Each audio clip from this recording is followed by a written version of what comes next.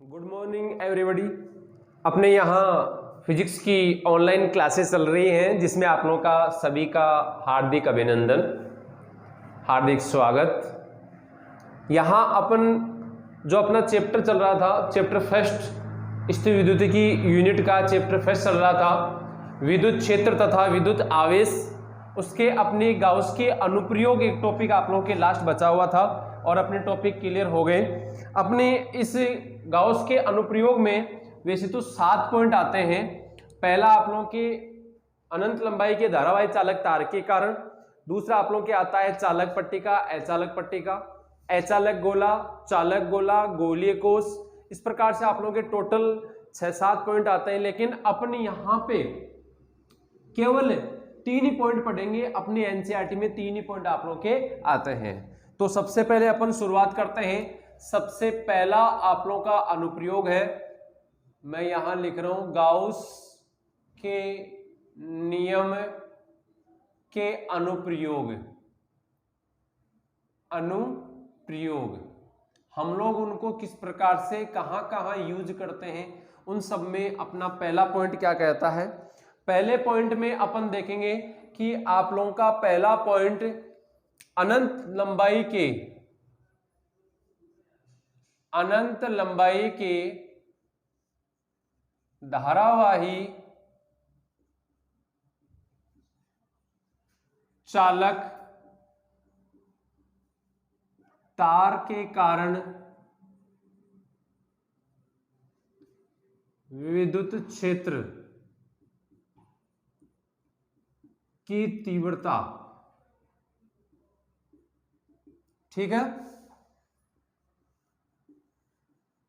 ये देखो मैंने आप लोगों को एक बड़ी हेडिंग लिखवा दी जिसमें कई जगह आप लोगों के अनंत लंबाई का धारावाही तार भी आ सकता है, धारावाही चालक भी आ सकता है, या तार के कारण विद्युत क्षेत्र की तीव्रता, किसी प्रकार से आप लोगों के पॉइंट बन सकता है, क्वेश्चन आप लोगों के बन सकता है। तो अपने यहां पे देखेंगे, सबसे पहले अपने को ज्ञात करना है विद्युत क्षेत्र। देखो, विद्युत क्षेत्र ज्ञात करने के लिए अपने को ध्यान रखना होगा कि विद्युत क्षेत्र की तीव्रता में दिशा होती है। क्या होती है? दिशा होती है। अब अपन परिमाण तो ज्ञात कर लेंगे गाउस के नियम से, लेकिन दिशा कैसे ज्ञात करें, उसके लिए सबसे पहला काम अपन दिशा ही देख लेते हैं, जिससे आप लोगों के आगे फॉर्मूला जो आप लोगों की व्युत्पन्न करेंगे ई का, उसमें किसी प्रकार की कोई दिक्कत ना हो। तो सबसे पहले मैं यहाँ एक अनंत लंबाई का धारावाही चालक तार लेता हूं जिस पर धनावेश होता है। क्या होता है? धनावेश होता है। धनावेश जब हम लोग इस चालक तार पर वितरित करते हैं तो यह चालक तार समान रूप से आवेशित हो जाता है। ये जो चालक तार समान रूप से आवेशित हो जाता है तो इसका जो आप लोगों के ओ बिंदु होता है, इस ओ बिंदु से हम लोग स्मॉल आर दूरी पर एक बिंदु ले लेंगे पी। ले लिया। ये एल लंबाई का चालक तार है। कितने लंबाई का है? एल लंबाई का अपन ले रहे हैं। वैसे आप लोगों के अनंत लंबाई का अपने तार होता है जिसको अपन यहाँ आगे डॉट डॉट के द्वारा प्रेजेंट कर रहे हैं। यहाँ हम लोग अल्पांश लेंगे, 2 अल्पांश लेते हैं जिनकी आप लोगों की दूरी समान होती है। यहाँ से अपन पी बिंदु पर विद्युत क्षेत्र की गणना करेंगे। यहाँ जो विद्युत क्षेत्र आप लोगों के प्राप्त होगा उसमें R1 वेक्टर ले लिया, R2 वेक्टर ले लिया, ये आप लोगों की कंडीशन बन गई। यहाँ अपन अल्फा या बोल सकते हैं θ1 θ2 ले सकेंगे यहाँ पे, θ1 θ2। अब इसमें देखो ये दोनों की ये जो दूरी है ये दूरी समान होगी, ये उभयनिष्ठ होगी, ये 90 डिग्री होगी, तो R1 और R2 दोनों मान बराबर होंगे। यहाँ आप लोगों के पास में ये स्थिति बन रही है। अल्पांश के कारण उत्पन्न होने वाले विद्युत क्षेत्र को मैं ले रहा हूं आप लोगों के पास में डी ई वेक्टर, और यहां मैं आप लोगों के ले रहा हूं डी ई वेक्टर। दोनों का देखो दूरी समान है, R1 R2 दोनों की दूरियां समान है। चूंकि R1 वेक्टर बराबर R2 वेक्टर, तो आप लोगों के पास में दोनों मान समान होंगे। यहाँ आप लोग की ये कंडीशन बन रही है, ये आप लोगों के पास में हो गया थीटा कोण, θ1 θ2 लेने की आप लोगों को आवश्यकता नहीं, ये दोनों मैंने कोण ले लिए θ1 θ2। यहाँ आप लोगों को घटक बनाने हैं। घटक बनाने के लिए ये कंडीशन आप लोगों के बनेगी।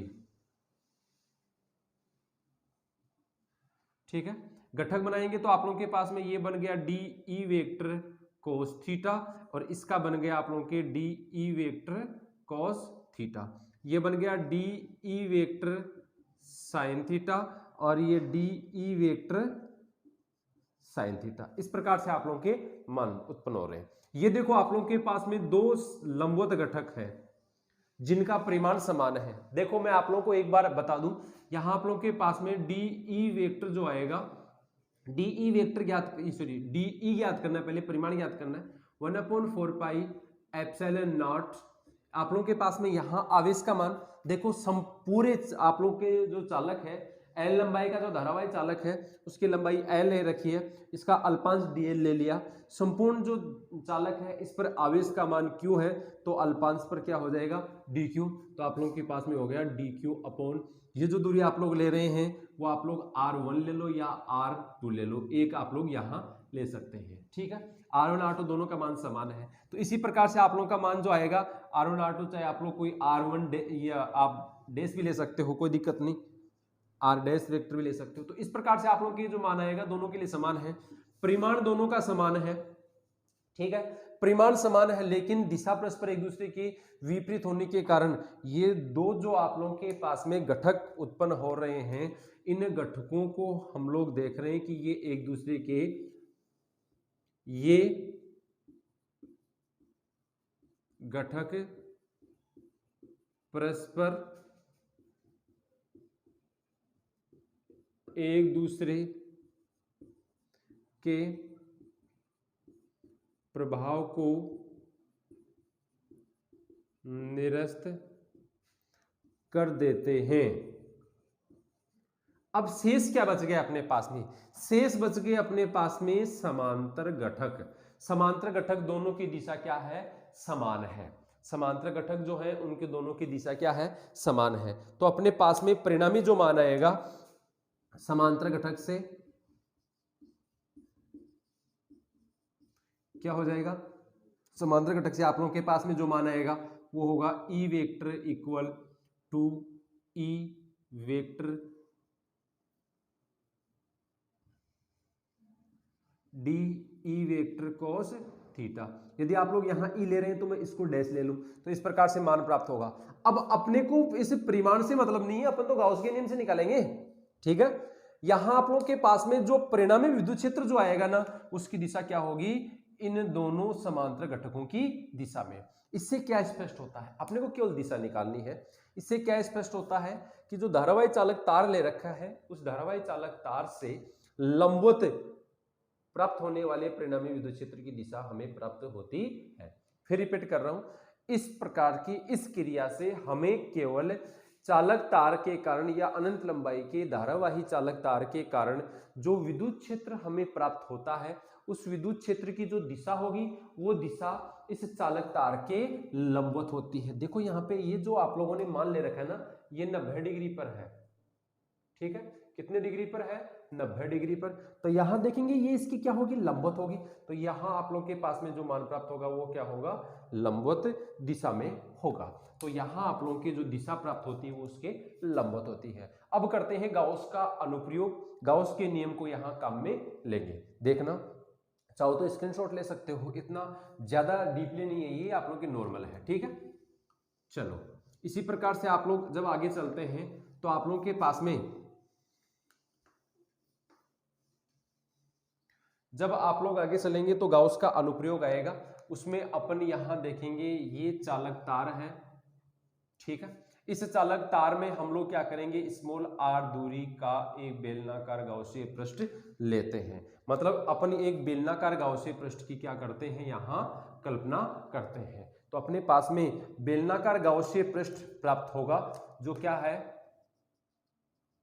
स्मॉल r त्रिज्या का है। कितनी त्रिज्या का है, स्मॉल r त्रिज्या का है। ये बेलनाकार गाउसीय पृष्ठ हो गया। ठीक है, जिसकी त्रिज्या क्या है, स्मॉल r, मतलब यहां से लेके यहां तक की जो दूरी होगी वो क्या है, स्मॉल r है। अब आप लोग देखेंगे ये जो आप लोग के पास में चालक तार है, इसमें मैंने अभी तक आवेश यहां प्रदर्शित नहीं किया। सबसे पहला काम अपने को क्या करना है, सबसे पहला काम हम लोग L लंबाई का, ये जो आप लोग बेलन ले रहे हैं उसकी लंबाई L है, डॉट डॉट से आगे बताया, इसका मतलब अपन एक बार यहाँ L लंबाई तक ही देखेंगे।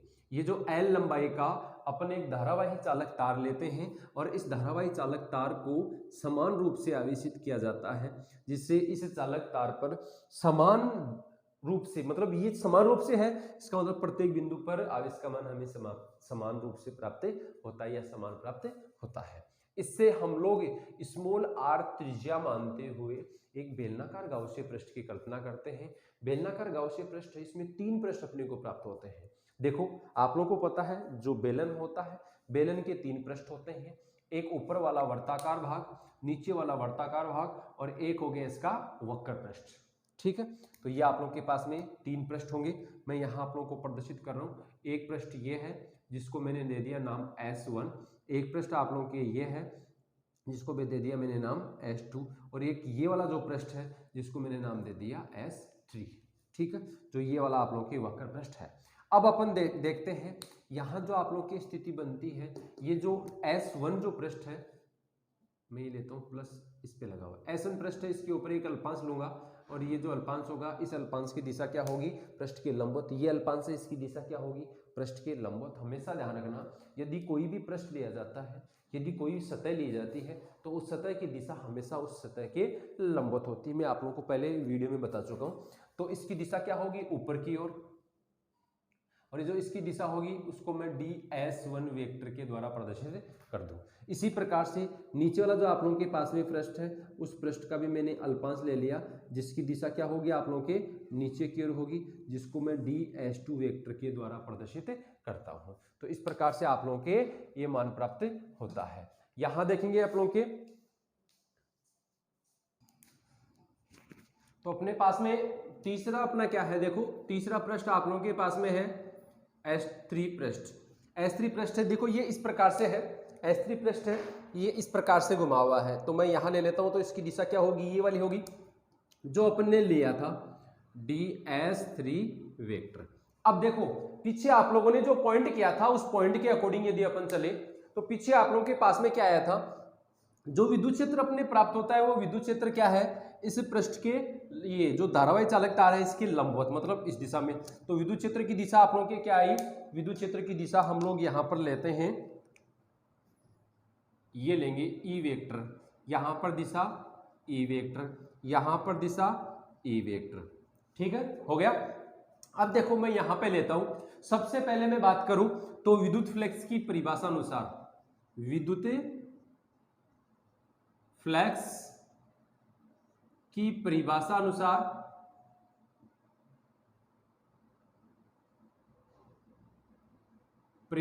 क्या हो जाएगा, देखो टोटल जो आप लोगों के पास में फाई है, इस फाई का मान φ1 प्लस φ2 प्लस φ3 इस प्रकार से याद करना है। मतलब 3 पृष्ठ हो गए, पहले पृष्ठ के कारण जो होगा वो क्या होगा φ1, ये जो होगा वो क्या होगा φ2, और ये जो होगा वो क्या होगा φ3। इस प्रकार से आप लोगों की स्थिति बन गई, φ2 φ3 और φ1। अब लेकिन यहां अल्पांश ले रखा है, तो अल्पांश के कारण जो विद्युत फ्लक्स होगा वो क्या होगा, d phi equal d φ1 plus d φ2 plus d φ3। ठीक है, यदि हम लोग टोटल ज्ञात करना चाहें, फाई ज्ञात करना चाहें, तो फाई ज्ञात करने के लिए हम लोग क्या करेंगे, यहाँ पे समाकलन कर देंगे। समाकलन करेंगे तो आप लोग के पास में क्या आएगा, d फाई जो आप लोग के पास में मान प्राप्त होता है तो उसका अलग अलग लिखेंगे। ये आप लोग के S1 पृष्ठ का विद्युत फ्लक्स d φ1 है, ठीक है, प्लस ये हो गया आप लोग के S2 पृष्ठ का d φ2 प्लस S3 पृष्ठ का d φ3। अब अपने को d फाई का d φ1 d φ2 d φ3 इनका मान निकालना है। तो मैं सबसे पहले यहां लिख रहा हूं d φ1 इक्वल, देखो क्या हो जाएगा, d φ1 इक्वल क्या होगा, अब विद्युत फ्लक्स की परिभाषा से अपन निकालते हैं, तो आप लोगों के पास में हो गया E vector dot DS1 vector, ई वो का वो रहेगा आप लोगों के, और ये DS1 जो ये लिया गया अल्पांश है।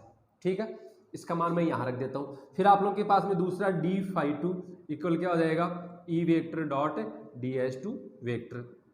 इसी प्रकार से d φ2 जो d φ3 आप लोगों के पास में क्या आएगा, E vector dot DS3 vector. इन तीनों के मान हम लोग यहां रखेंगे, इन तीनों की जगह। तो देखो क्या आता है, अपने पास में आएगा फाई इक्वल S1 समाकलन E vector dot DS1 vector plus S2 समाकलन E vector dot DS2 vector plus S3 समाकलन E vector dot DS3 vector, इस प्रकार से आप लोगों के मान आता है। फिर आप लोग यहाँ इनको सबको सोल्व करेंगे तो क्या होगा, five equal S1 E DS1 cos theta 1 plus S2 E DS2 cos theta 2 plus S3 E DS3 cos theta 3। ठीक है, शायद दिख रहा होगा आप लोगों के यहाँ तक। ठीक है, चलो आगे देखते हैं।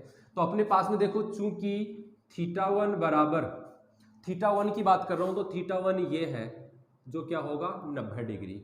ये हो गया आप लोगों के पास में थीटा 2 बराबर 90 डिग्री। यहाँ हो गया आप लोगों के पास में थीटा 3 बराबर 0 डिग्री। तो थीटा 1 बराबर 90 डिग्री और थीटा 2 बराबर 90 डिग्री, थीटा 3 बराबर 0 डिग्री हो गया।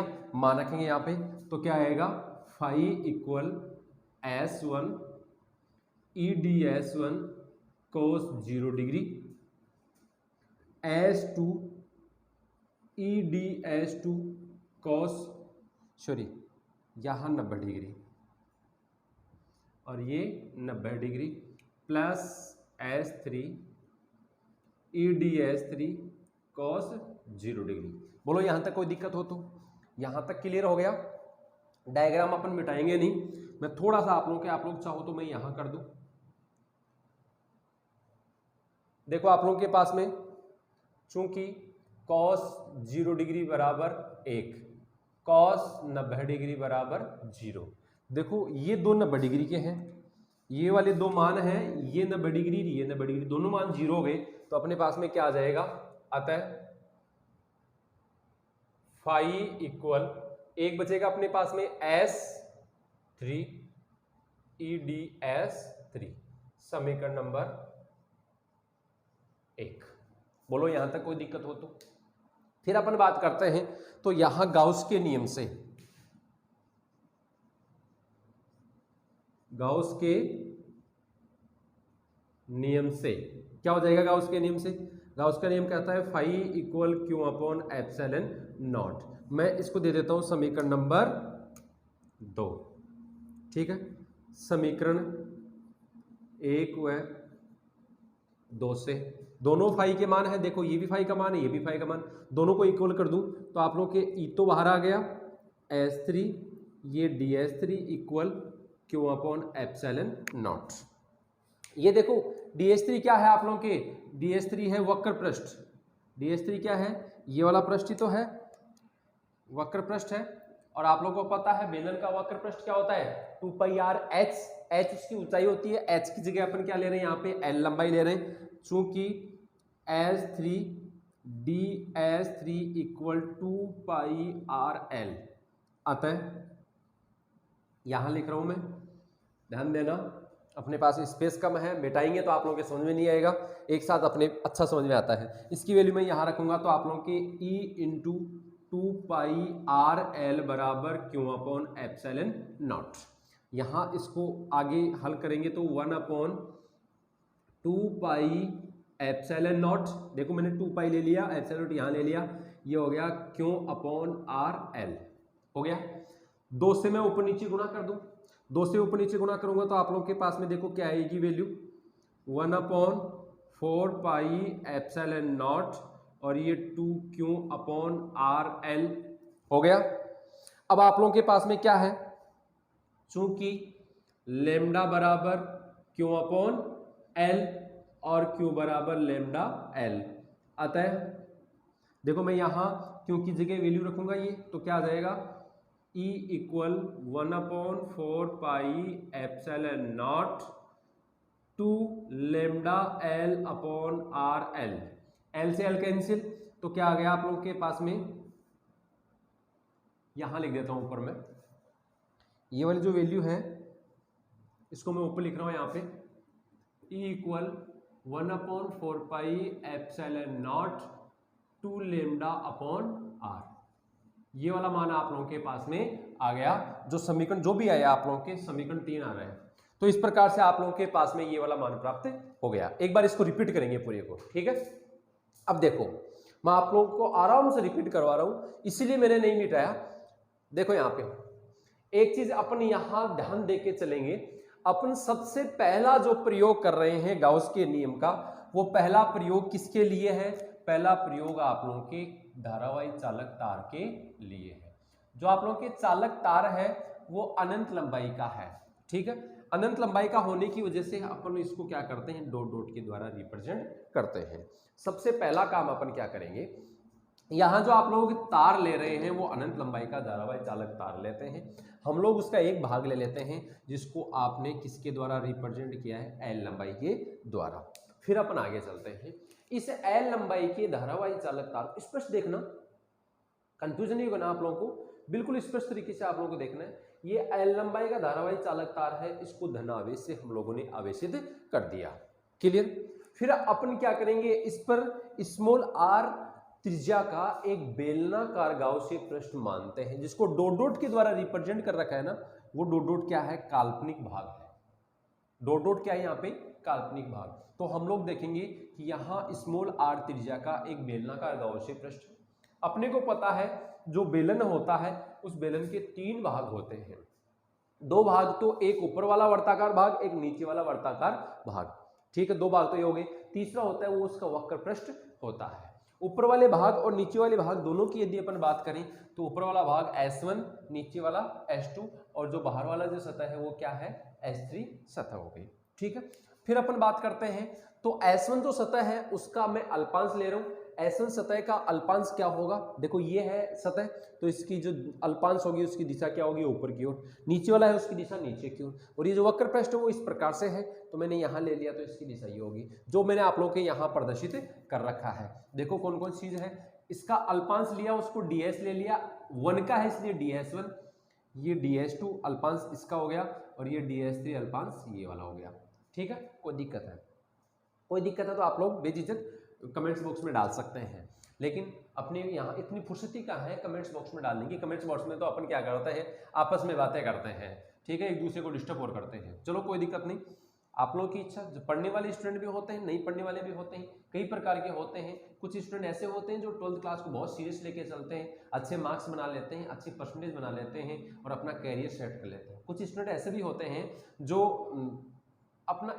इंटरेस्ट लेके पढ़ाई नहीं करते, उनके लिए इंपॉर्टेंट नहीं है 12th क्लास, बोर्ड क्लास उनके लिए इंपॉर्टेंट नहीं है, परसेंटेज उनके काम चलाओ आ जाती है, घर वाले कहते हैं कोई बात नहीं बेटे चलेगा, फिर वो क्या करते हैं, कोचिंग चलाते हैं। फिर कैसे, कहीं ना कहीं कोचिंग में जाएंगे, फीस देंगे, और फीस देंगे तभी तो कोचिंगें चलेंगी। तो कुछ ऐसे स्टूडेंट भी तो होने चाहिए, कोचिंगों को चलाने वाले भी तो होने चाहिए, तो कोचिंगों को वही तो चलाते हैं, कोचिंगों को चलाएंगे, मार्केट के जितनी शॉप होती है उन पे खरीदारी करेंगे, आएंगे तो गाड़ियों में किराया देंगे, तो कई लोगों को रोजगार देते हैं। और जो स्टडी करने वाले होते हैं वो अपना कैरियर सेट कर जाते हैं, और कुछ भी किसी न किसी को रोजगार नहीं देंगे, वो खुद अपना रोजगार सेट कर लेते हैं। तो ऐसे भी स्टूडेंट होते हैं, इसलिए कोई भी दिक्कत हो आप लोग कमेंट्स बॉक्स में आराम से डाल सकते हैं। अपने पास में यहाँ जो आप लोग के ds1 और ds2 ds3 इस प्रकार से 3 अल्पांश आ गए। अब अपन पीछे ज्ञात कर चुके हैं विद्युत क्षेत्र जो उत्पन्न होता है, उस विद्युत क्षेत्र की दिशा अपन ने ज्ञात कर ली। विद्युत क्षेत्र की जो दिशा होगी वो दिशा हमेशा तार के लंबवत होगी, तो तार के लंबवत होगी, तो मैंने एक ये ले लिया, यहाँ ये ले लिया और यहाँ ये ले, इस प्रकार से मैंने डायग्राम में बना रखा है। कोई दिक्कत है? यहाँ जो कोण होगा वो कोण होगा θ1 जो 90 डिग्री है, θ2 90 डिग्री है, θ3 90 डिग्री है। इस प्रकार से आप लोगों की स्थिति बन गई। फिर अपन बात करते हैं, तो ये आप लोगों की जो स्थिति बन जाती है, इस स्थिति में हम लोग देखेंगे जो S1 पृष्ठ लिया है उस S1 पृष्ठ के कारण विद्युत फ्लक्स क्या हो जाएगा, φ1, S2 पृष्ठ के कारण विद्युत फ्लक्स हो गया φ2, और S3 पृष्ठ के कारण विद्युत फ्लक्स जो होगा वो क्या होगा, φ3। इस प्रकार से आप लोगों के 3 विद्युत फ्लक्स प्राप्त हो रहे हैं। 3 विद्युत फ्लक्स है, इसके कारण अब ये तो S1 के कारण हो गया, अब ds1 के अल्पांश के कारण क्या होगा, ds1 अल्पांश जो आप लोगों के ds2 वेक्टर है इसके कारण क्या हो जाएगा dφ2, और ds3 के कारण क्या हो जाएगा dφ3। इस प्रकार से आप लोगों की स्थिति बनती है। मैंने देखो ये आप लोगों के बिल्कुल आराम से समझा रखा है, यहाँ खिचड़ी मत पकड़ लेना आप लोग, कहीं आप लोग सबको मिक्स कर दो। फिर अपन देखते हैं आप लोगों के पास में जितने भी आप लोगों के ds1 ds2 ds3 आ रहे हैं, इन तीनों को यदि आप लोग जोड़ देते हैं तो आप लोगों के पास में ds1 नहीं dφ1 आप लोगों के D51 हो गया, D52, D53 आ रहे हैं, इन सबको आप लोग यदि जोड़ देंगे तो आप लोगों के पास में D5 आ जाता है। D5 आप लोग टोटल मान याद करते हैं तो उसके लिए अपन क्या करेंगे, समाकलन कर देंगे, समाकलन करने पर आप लोगों के फाई मान आ गया। जो आप लोगों के फाई मान आया है उस फाई मान को प्रदर्शित करने के लिए इस D5 का मान यहाँ अपन पुट करते हैं, ये वाला मान यहाँ पुट कर लेंगे, ये मान हो गए सबके अलग अलग अपन ने समाकलन कर दिए। जो आप लोगों के पहला पृष्ठ है जो S1 है उसका समाकलन ये हो गया, S2 का हो गया, S3 का हो गया। इन सब के मान आप लोगों के पास में ये विद्युत फ्लक्स अपने को प्राप्त होते हैं। D51 जो होता है वो E vector dot DS1 vector से आता है, D52 होता है ये E vector dot DS2 vector से आता है, और D53 होता है ये E वेक्टर डॉट DS3 से आता है। इन सब के मान अपन यहाँ रख देंगे। ये जो आप लोगों के डॉट दे रखा है इस डॉट को आप लोग जब सोल्व करेंगे तो आप लोगों के ये कोस में मान आ गए, ये कोस θ1, कोस θ2, कोस θ3, इस प्रकार से आप लोगों के मान आ गए। ये जो आप लोग मान रखेंगे आप लोग को पता है, यहाँ अपने को पता है आप लोगों के θ1 बराबर 90 डिग्री, तो ये 90 डिग्री हो गया, θ2 बराबर 90 डिग्री हो गया, θ3 बराबर 0 डिग्री हो गया। इन सब के मान अपने यहाँ रख देंगे, ये देखो रख दिया। फिर अपन आगे चलते हैं, अपने को पता है कि कोस कोस 0 डिग्री बराबर क्या होता है 1, और कोस 90 डिग्री बराबर क्या होता है 0 डिग्री। इन सब के मान आप लोग रखेंगे तो देखो दो के मान तो 0 हो जाएंगे, एक तो ये वाला मान 0 हो जाएगा और एक ये वाला मान 0 हो जाएगा, ये बचेगा आप लोगों के, जिसमें भी कोस 0 डिग्री का मान 1 हो गया तो आप लोगों के ये वाला समीकरण आ गया।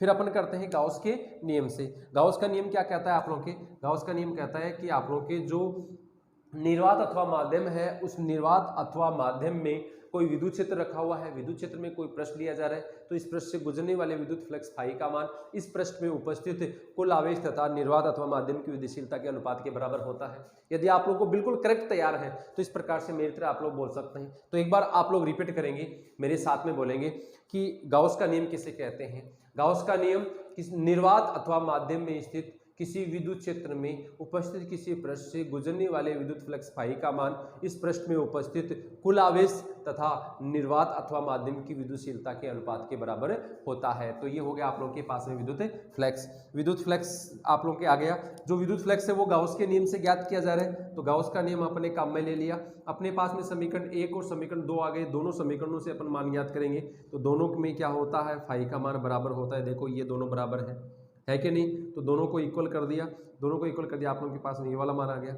ये देखो आप लोगों के पास में कोई ना कोई मान होता है जिसका अपन ने समाकलन किया, तो इसका क्षेत्रफल क्या होता है, वक्र पृष्ठ का क्षेत्रफल होता है 2πr h है उसकी ऊंचाई, ऊंचाई की जगह अपन ले रहे हैं लंबाई, तो 2πr l हो गया। इसका मान आप लोग यहाँ रखेंगे, देखो कहाँ रखेंगे, इसकी जगह रखेंगे, तो E × 2πr l बराबर Q/ε0 हो गया।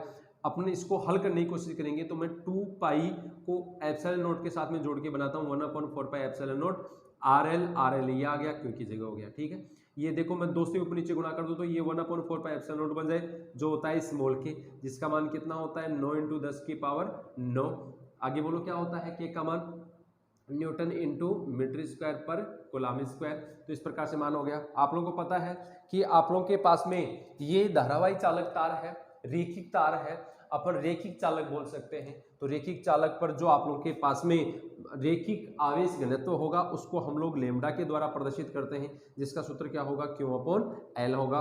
तो Q बराबर लेमडा L हो गया। Q का मान आप लोग रखेंगे तो आप लोगों के पास में ये वाला मान आ गया। देखो यहाँ पे L से L कट जाएगा तो आप लोग के पास में क्या हो गया, E = 1/4πε0 टू λ/r। ये आ गया आप लोग के पास में समीकरण नंबर 3। बोलो यहाँ तक कोई दिक्कत हो तो। आप लोगों के दिशा के लिए मान आप लोगों के ऑलरेडी आ चुका है, ये सदिश राशि होती है, तो यहां हम लोग इसका सदिश रूप और देख ले। सदिश रूप के लिए आप लोगों के पास में E वेक्टर इक्वल 1/4πε0 देखो 2 λ/r और ये r कैप। यहां आप लोग देखेंगे, देखो r कैप क्या है, r कैप विद्युत क्षेत्र की दिशा को प्रदर्शित करता है। आर के विद्युत क्षेत्र की दिशा को प्रदर्शित करता है। कैसे करता है, देखो आप लोगों के पास में त्रिज्या ये है, ये ले रखी है, तो और इस दिशा में ही आप लोगों के क्या आ रहा है, विद्युत क्षेत्र आ रहा है। बोलो आ रहा है कि नहीं आ रहा, तो ये आर के अनुरूप ही तो है। तो ये आर कैप इकाई सदिश है जो किसको प्रदर्शित करता है, विद्युत क्षेत्र की दिशा को प्रदर्शित करता है। तो ये आप लोगों के पास में गाउस का पहला अनुप्रयोग हो गया, जो अनंत लंबाई के धारावाही चालक तार के कारण विद्युत क्षेत्र की तीव्रता को प्रदर्शित करता है। शायद आप, आशा करता हूं आप लोगों के बहुत अच्छा समझ में आया होगा। आराम से आप लोग स्क्रीनशॉट लेके एक एक चीज को बारीकी से देख सकते हो। जितना इसमें मीटर बन सकता है वो आप आराम से आप लोग को अलग अलग कलर में मैंने प्रदर्शित किया है। ठीक है, चलो आगे। तो अपने पास में ये कंप्लीट हो गया। आज के वीडियो में आप लोगों के यही है जो बहुत मोस्ट है, गाउस के अनुप्रयोग में सबसे मोस्ट चीज यही है। अपने पास में दो चीजें और हैं, अचालक पट्टिका है और एक गोलीय कोष है जिसको खोखला गोला भी आप लोग बोल सकते हैं। उसको अपन करेंगे अगले वीडियो में। तो आप लोग वीडियो को बराबर देखते रहिए और हमें एनर्जी देते रहिए। ठीक है, हैव ए नाइस डे।